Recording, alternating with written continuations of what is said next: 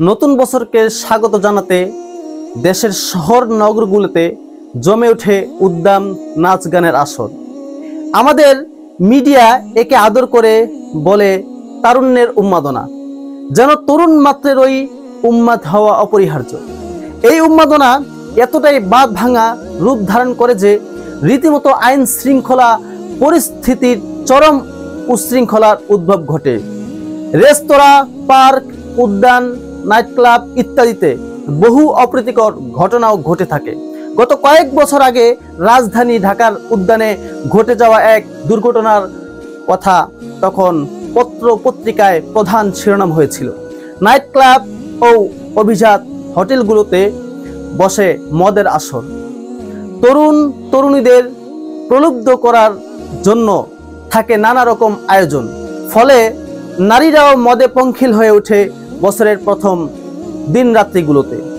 দৈনিক যুগান্তরের 31 ডিসেম্বর 2009 সংখ্যা একটি রিপোর্টে বলা হয়েছে, এ রাতে hotel Sonargaon, Sheraton, Dhaka Regency, Radisson ও হোটেল পূর্বানীতে জমকালো অনুষ্ঠানের আয়োজন করা হয়েছে।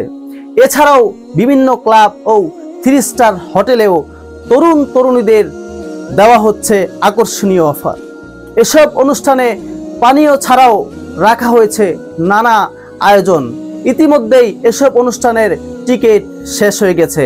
বলা বাহুল্য, পাপাচার ও নাফরমানির মধ্য দিয়ে যে বছরের সূচনা তা জাতির জীবনে কতটুকু সফলতা বয়ে আনবে তা খুব সহজেই অনুমেয়।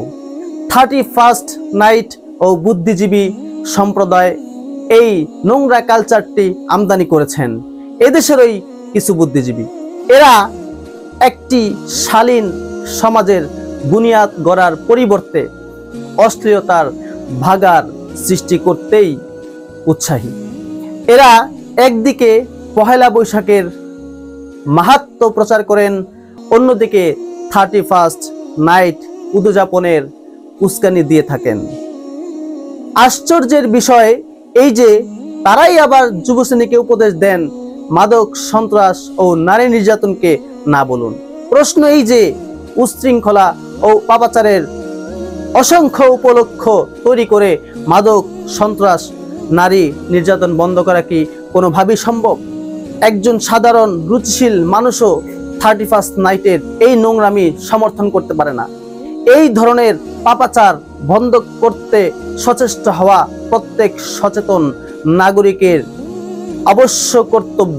আর একটি মুসলিম দেশের অভিভাবক হিসেবে দেশের সরকারের কর্তব্য এই ধরনের চরিত্র বিধ্বংসী বিজাতীয় উৎসব কঠোর হস্তে দমন করা। আল্লাহ পাক আমাদেরকে পশ্চিমাদের এই নিয়ম কানুন থেকে হেফাজত করুন, আমিন।